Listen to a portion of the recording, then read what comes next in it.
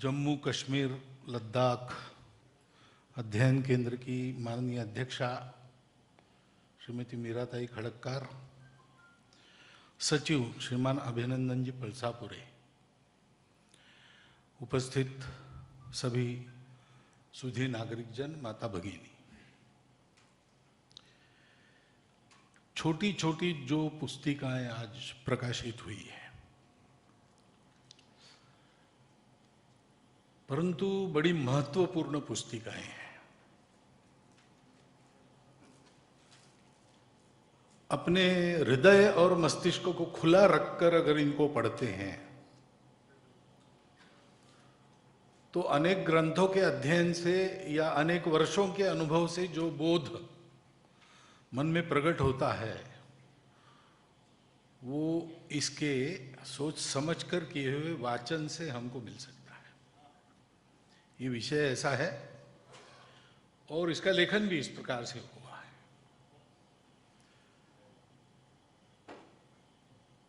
क्योंकि विषय तो जम्मू कश्मीर लद्दाख का है, लद्दाख के आचार्य कुशक बकुला जी के योगदान का है, उनके जीवन के परिचय का है। और कुछ वर्ष है ना, 2 वर्ष पूर्व 5 अगस्त को 370 हटाया गया, उसको लेके जो चर्चा उस समय चली थी उसकी पुस्तक है। परंतु इसका संदर्भ इतना सा मात्र नहीं है।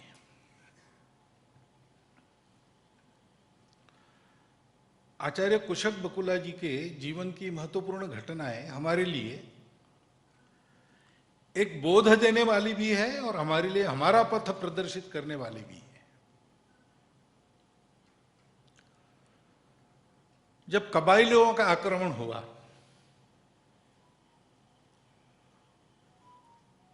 तो स्वयं लामा होकर भी उन्होंने अकेले पूरे लद्दाख के तरुणों में जागृति की और कबायलियों को स्कर्दू में रोक दिया। यानी देश के प्रति अपना कर्तव्य ऐसे समय में क्या होता है, इसका निस्संदिग्ध उत्तर उन्होंने दिया। हम स्वतंत्र हुए ही थे और जम्मू कश्मीर के बारे में, यानी उस समय का जम्मू कश्मीर, आज का लद्दाख एवं जम्मू कश्मीर, इसके बारे में विवाद तो चल ही रहा था। भ्रम की स्थिति थी बहुत सबके मन में।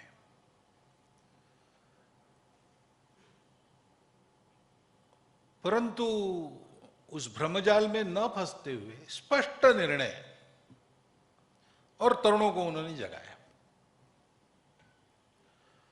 ये विचार नहीं किया कि कबायलियों के भेष में पाकिस्तान की सेना आ रही या भारत सरकार की नीति क्या है, मैं अधिकृत हूं कि नहीं।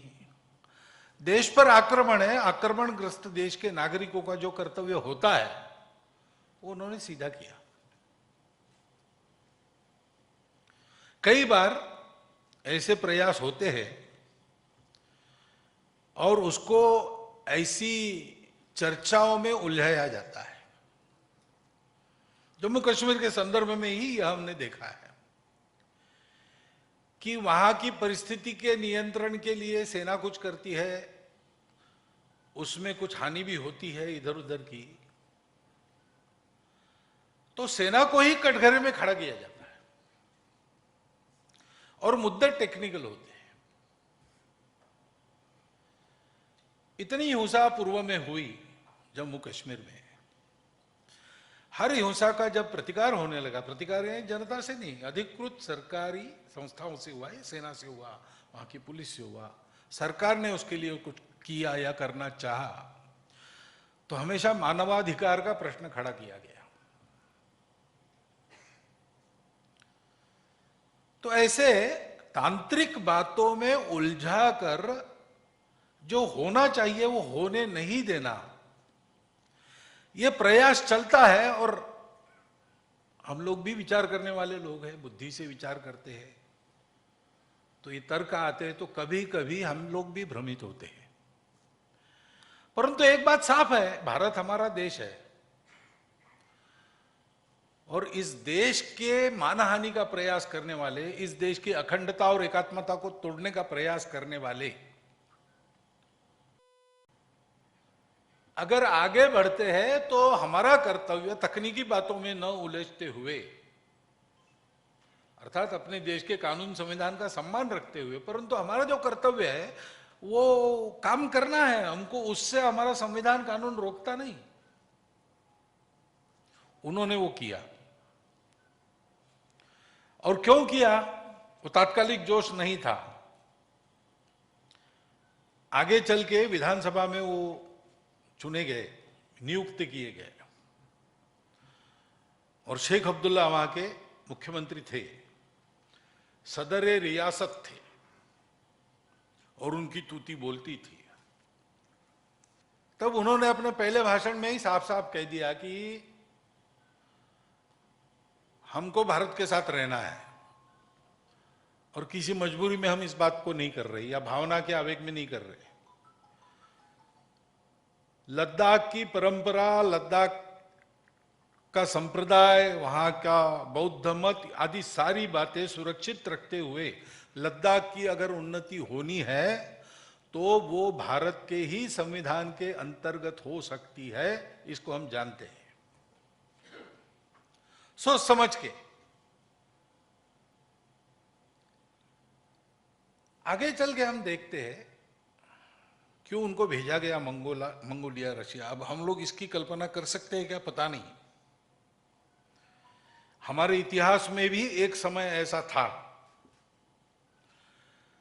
जब हमारे धर्मस्थान नष्ट किए गए और अपने धर्म का पालन करने के लिए हमारे संतों महंतों तक बलिदान करना पड़ा। सामान्य लोगों के तो नरमुंडों के ढेर लगे और मनों से यज्ञोपवीत टोले गए, लेकिन श्री गुरु तेग बहादुर जी महाराज जैसे महापुरुष को अपना बलिदान करना पड़ा।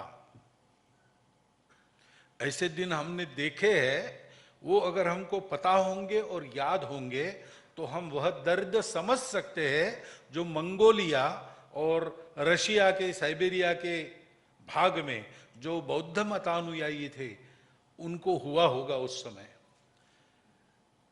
साम्यवादी शासन की प्रस्थापना होने के बाद उनके गुंफाओं को, मठों को उद्ध्वस्त किया गया, धर्मगुरुओं को मार दिया गया, अपने धर्म का पालन करने को प्रतिबंध कर दिया गया। लेकिन जब द्वितीय महायुद्ध शुरू हुआ तो स्टालिन के ध्यान में आया कि लोगों को अगर पुरुषार्थी बनाना है और जर्मनी के आक्रमण का प्रतिकार करने के लिए खड़ा करना है तो कम्युनिज्म काम नहीं आता है। इसलिए वहां के जो ईसाई ऑर्थोडॉक्स मतानुयायी थे उनके लिए उसने इतिहास की दुहाई दी। जिनके वंश का पूर्ण निकंदन कर दिया था उन पूर्वजों की दुहाई दी। Peter the Great, Catherine the Great, इसके गुणगान गाने लगे और बौद्ध मतानुयायियों के लिए उन्होंने फिर से धर्म का पालन करने की अनुमति दे दी। जहां विध्वंस हुआ था वहां कुछ पुनर्रचना करना भी प्रारंभ किया। परंतु जो नष्ट हुआ था वो वापस लाना सामान्य लोगों के लिए कठिन था। ग्रंथ नहीं थे, आचार्य नहीं थे, बस केवल जितना याद है उतना ही मालूम था। और मंगोलिया में तो लगभग द्वितीय महायुद्ध समाप्त हुआ और वहां कम्युनिस्ट शासन लागू हुआ। लंबे समय तक मंगोलिया के भी सब लोगों को ये यातना सहन करनी पड़ी और वहां कोई बाहर से आक्रमक वगैरह आया नहीं, किसी को राष्ट्रवाद के उभारने की आवश्यकता नहीं लगी। ऐसे में कुशक बकुला मंगोलिया में राजदूत बन के गए, भेजा गया उनको।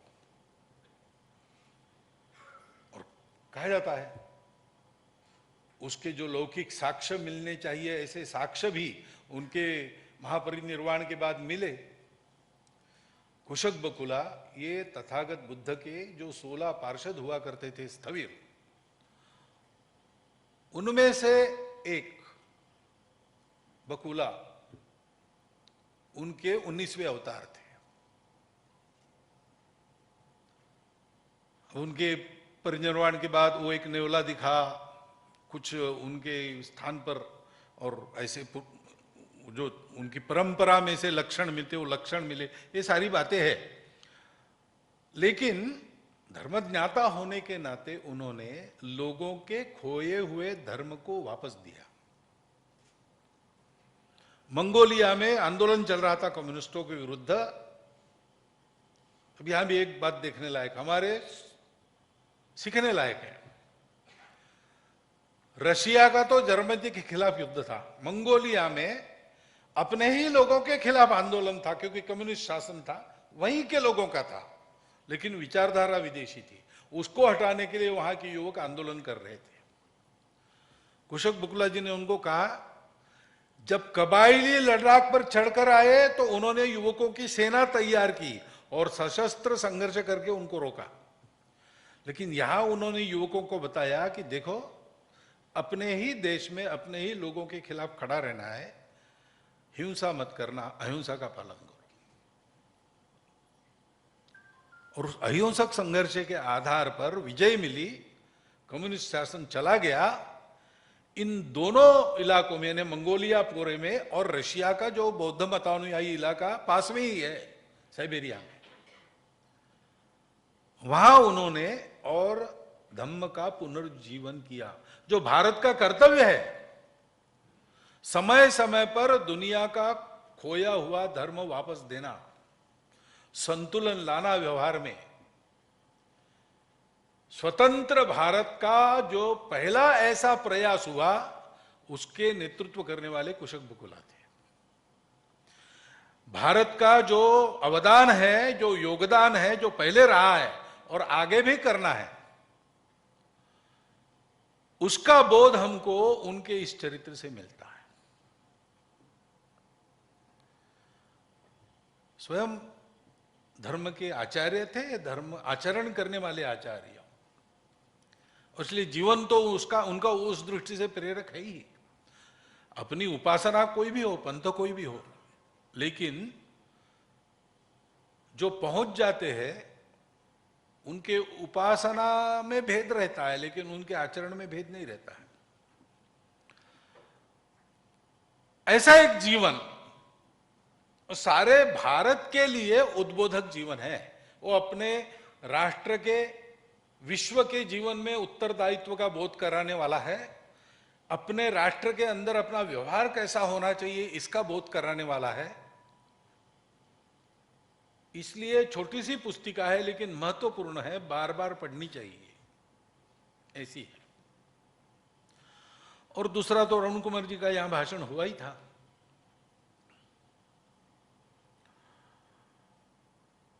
तीन 370 हटने के बाद बहुत सारी चर्चाएं चली, उसके बारे में भी एक भ्रम उत्पन्न करने का प्रयास चला। उन सारे प्रश्नों का ठीक से परामर्श करते हुए उन्होंने जो भाषण यहां पे दिया, उसी का ये लिखित स्वरूप है। अभी कुछ ही दिन पहले मैं जम्मू होके आया। उसके पहले भी 6 सितंबर में मुंबई में एक कार्यक्रम में था, मुस्लिम इंटेलेक्चुअल्स का कार्यक्रम था। उन्होंने मुझे बुलाया था, विषय था नेशन फर्स्ट। वहां मैंने देखा कि कश्मीर यूनिवर्सिटी से घाटी में रहने वाले, यूनिवर्सिटी में पढ़ने वाले, कश्मीर घाटी के सभी अंचलों से आए हुए मुसलमान विद्यार्थी छात्र 40-45 की संख्या में आए थे। और उनका जो वहां वक्तव्य था वो ऐसा था कि हम भारत के हैं, हमको भारत का रहना है, और अभी हम एक तरह से बेबाक, बेरोक टोक होकर ऐसा कर सकते हैं, ये हमारे लिए अच्छी बात है। ऐसा मन ध्यान में आया। पता नहीं, एक कार्यक्रम में जो दिखता है उसके आधार पर कुछ अनुमान करना ये कठिन बात है। लेकिन बाद में मैं जम्मू कश्मीर में गया, वहां की स्थिति अभी जो देखी, 370 हटने से विकास का रास्ता सबके लिए खुला हो गया। प्रत्यक्ष अनुभव है वहां सब लोगों का, सामान्य लोग भी आपको बताएंगे। जम्मू के साथ, लद्दाख के साथ भेदभाव होता था पहले 370 की आड़ में, अब वो भेदभाव नहीं है।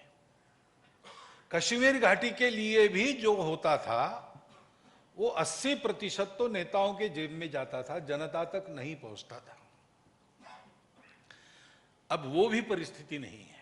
कश्मीर घाटी की जनता भी सीधा विकास के और लाभ लेने का अनुभव कर रही है।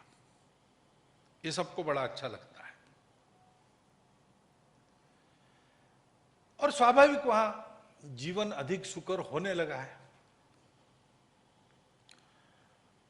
370 होने के कारण आतंकवाद के विरुद्ध कुछ कृति करनी है तो बहुत सारे उसमें अड़ंगे थे जिनको पार करना पड़ता था, इसलिए गति नहीं थी, परिणाम भी पूरा नहीं होता था। अब वो नहीं है, इसलिए आतंकवादियों का जो डर है वो समाप्त हो गया। लोगों ने भी अपने बच्चों के हाथ से लेखनी और पुस्तक निकालकर पत्थर जिन्होंने थमा दिए उनके गुणगान करना बंद कर दिया। आतंक जिंदा आतंक के बल पर ही रहता है।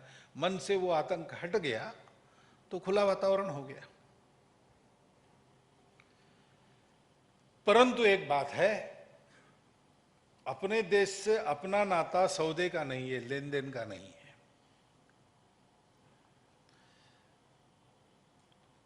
ये वहां की सरकारों का कर्तव्य था, वो उन्होंने किया नहीं। 370 हटने के बाद वो कर्तव्य कर सकने का मार्ग सुलभ हो गया।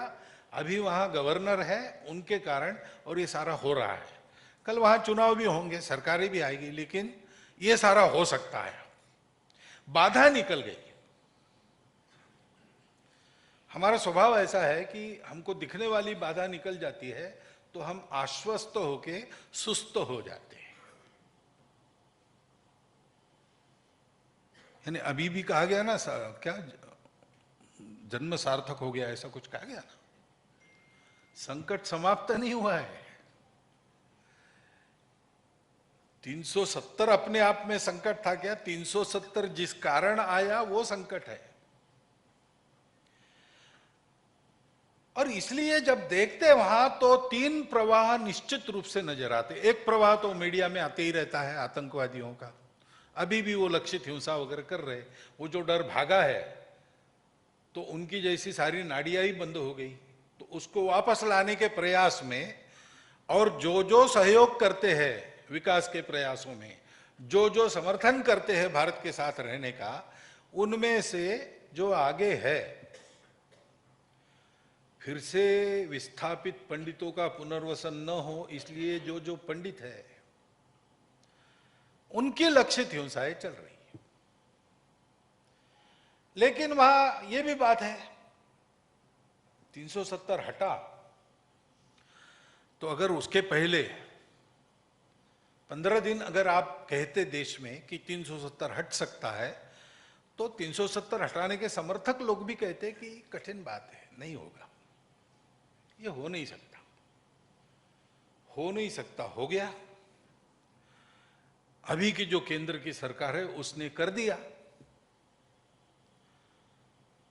तो कुछ भी हो सकता है और ये लोग कुछ भी कर सकते हैं। ऐसा है, कुछ भी, यानी संविधान के बाहर तो कुछ नहीं कर सकते।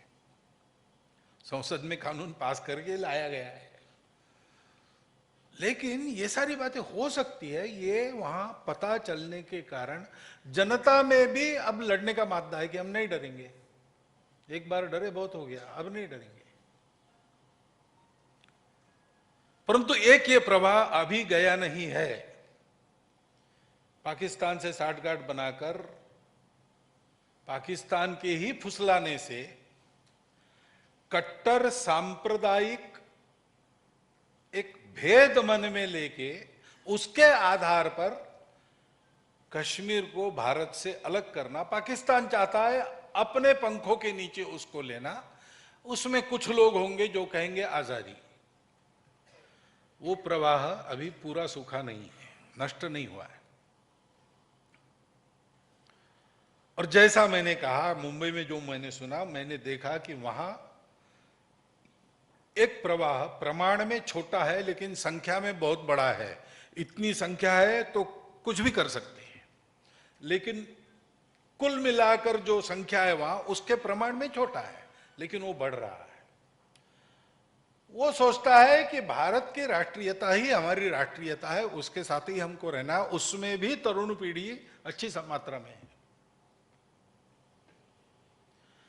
और एक बहुत बड़ा वर्ग ऐसा है कि जो भ्रष्टाचारी नेताओं के जेल में जाने से खुश है, विकास के लाभ सीधा गांव-गांव तक अपने व्यक्ति तक पहुंचते हैं इसलिए खुश है।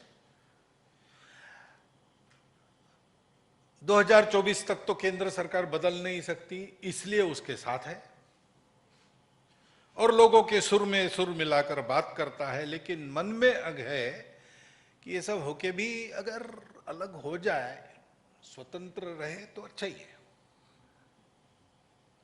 समस्या यहां है 370 उसका एक ढांचा है खड़ा सामने उस समस्या के परिणाम का। वो गया, अब हमको लग गया हो गया, हो नहीं गया, ये शुरू हुआ है। जो करना है वो करने के लिए जो व्यवस्था की बाधाएं थी वो दूर हो गई, लेकिन व्यवस्था आदमी को नहीं बनाती, आदमी व्यवस्था को बनाता है। जम्मू कश्मीर भारत का अविभाज्य अंग है। जम्मू कश्मीर लद्दाख के लोगों का भारत से संबंध मशीन से पार्ट जोड़े जाते हैं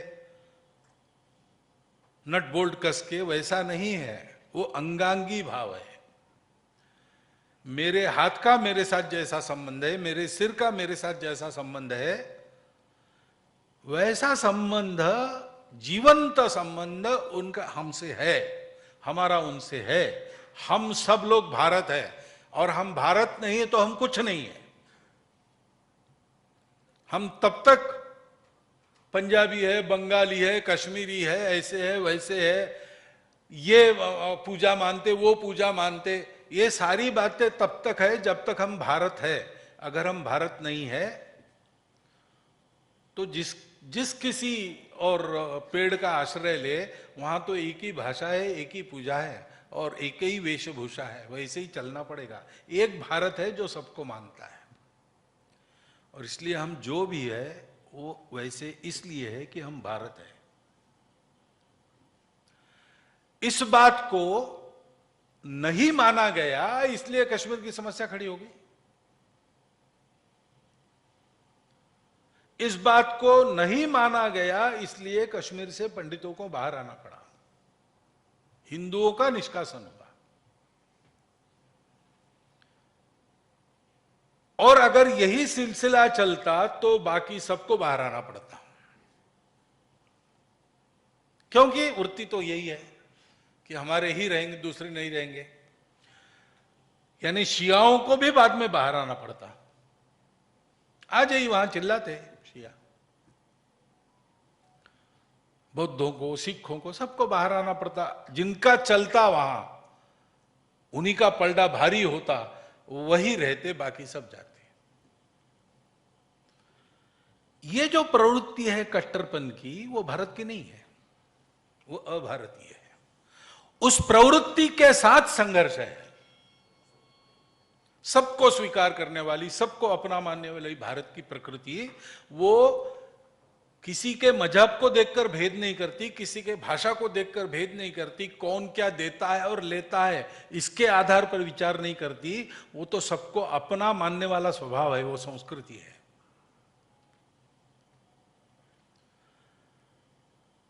तो इसलिए आज विकास पहुंच रहा है, बहुत अच्छी बात है, वो होना ही चाहिए। बिना उसके कोरी बातों से किसी का विश्वास नहीं होगा। परंतु केवल इस लेन देन के मामले से सब ठीक हो जाएगा ऐसा मानकर अगर हम आश्वस्त हैं तो वो बात गलत है। वहां पर इस सात्वीकरण के प्रयासों को गति देनी पड़ेगी और सरकार इसमें बहुत कुछ कर सकेगी ऐसा नहीं है। व्यवस्था में बहुत कुछ कर सकती है, लगभग सब कर सकती है और करेगी भी और कर भी रही है। परंतु इस वातावरण का लाभ लेकर जल्दी जल्दी वहां पहुंचकर सबके साथ इस आत्मीय संबंध को, अंगांगी भाव के संबंध को प्रस्थापित करने का काम बाकी सबको, समाज को करना पड़ेगा। बात सबके मन में यहां पर लानी पड़ेगी कि भाई हम भारत के हैं, ये भारत रहना चाहिए, हम रहे ना रहे, हमको क्या मिल रहा है इसके आधार पर भारत को हम अपना मानते, ऐसा नहीं है। भारत के लिए जो लड़े, जिन्होंने बलिदान दिए, किसी ने अपने व्यक्तिगत हित की परवाह नहीं की। भगत सिंह अगर सोचते कि मुझे क्या मिलने वाला है तो वो शहीद भगत सिंह नहीं बनते, शहीद आजम नहीं बनते। सबने बलिदान किया है, सेना के जवानों ने बलिदान किया है, उन्हें विचार नहीं किया अपने परिवार में कौन है, देखने वाला क्या है। देश की रक्षा का कर्तव्य सामने है, बलिदान किया।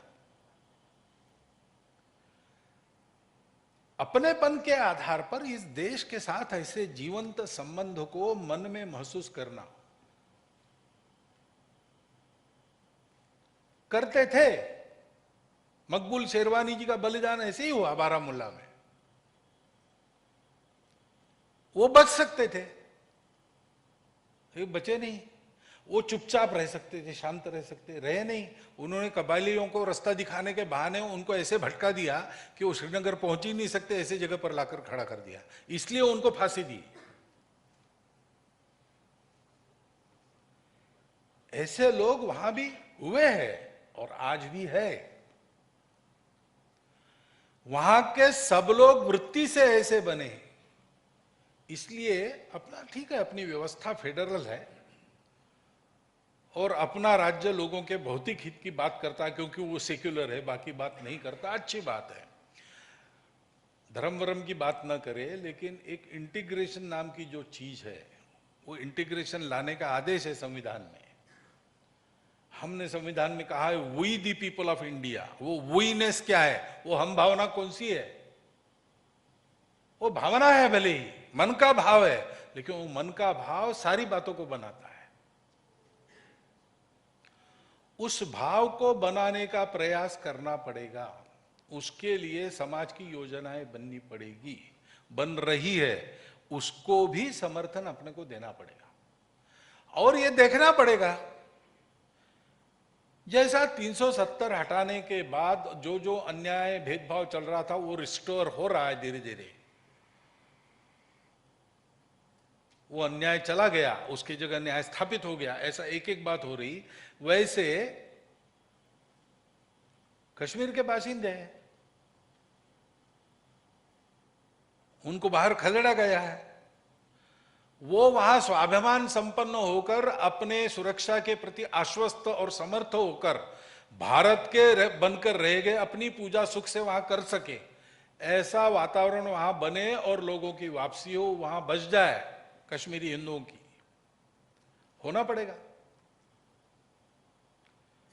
कई लोग विभाजन के समय वहां आ गए, वो भारत में अन्यत्र जा रहे थे। शेख अब्दुल्ला मुख्यमंत्री थे, उन्होंने उनको रोका कि आपको कहीं जाने की जरूरत नहीं, हम यहां आपको बसाएंगे, और वो उनको नहीं बसाया, वो वहां लटके रहे। अब उनका भी ठीक हो रहा है सब, लेकिन वो पूर्ण करने पड़ेंगे काम। कश्मीर घाटी के जितने लोग पहले थे उतने सब वहां होने चाहिए। ऐसी कुछ बातें हैं जिनको पूरा करना पड़ेगा। 370 हट गया, अवरोध दूर हो गया, विधिवत हो गया, वो अन्याय ही था, अन्याय नष्ट हो गया। अन्याय हटाते समय बलात् नहीं हटाया, संसद में चर्चा करके हटाया, बहुमत के आधार पर जो होता है प्रजातंत्र में, वैसा हटाया। परंतु लोगों का मन ठीक करना, लोगों के मन के भावों को फिर से अपने पटरी पर लाना, इस काम को तो समाज को ठीक से करना पड़ेगा। और इसलिए इस व्याख्यान में भी ये अंत में कहा गया है, मैंने पुस्तक इसलिए हाथ में रखा है, कभी भी कमजोरों से, समझौतों से, तुष्टीकरणों से राष्ट्रों का निर्माण नहीं होता। आप किसी की भावना को समझौतों और तुष्टीकरणों से पुष्ट नहीं कर सकते। किसी भी राष्ट्र का निर्माण होता है जब उस राष्ट्र के लोगों में देशभक्ति होती है, कर्तव्य निष्ठा होती है, देश के लोगों के साथ एक आत्मीयता, एक अपनेपन की भावना होती है। कानूनों से देश नहीं चलते, देश चलते हैं एकात्मता, आत्मीयता और अपनेपन की भावना से। एक राष्ट्र का भाव, अतीत का गौरव, सारे देश को लेकर अपनी आंखों के सामने सपने और उन सपनों को पूरा करने के लिए कर्तव्य पथ पर बढ़ता हुआ उस समाज का व्यक्ति, देशभक्ति की भावना, यही सारी बातें जब होती है तो वास्तव में राष्ट्रों का निर्माण होता है। हमारे लिए आसान बात यह है कि हमको निर्माण करना नहीं है, ये पहले से हमारे यहाँ है, हम एक राष्ट्र है सनातन काल से। उसको भूल जाने से इन सारे हमारे विविधताओं के भेद बन गए और आपस में लड़े। उसका लाभ आक्रामकों ने लिया, उसका लाभ देश को तोड़ना चाहने वाले ले रहे। तरह तरह के मायावी भ्रमजाल उत्पन्न करके हमारी बुद्धि को भी उन्होंने भ्रम में डाल दिया है, आज से नहीं 100 साल से। उन जालों से बाहर आकर सत्य की पहचान करके हमको इस पथ पर बढ़ना पड़ेगा।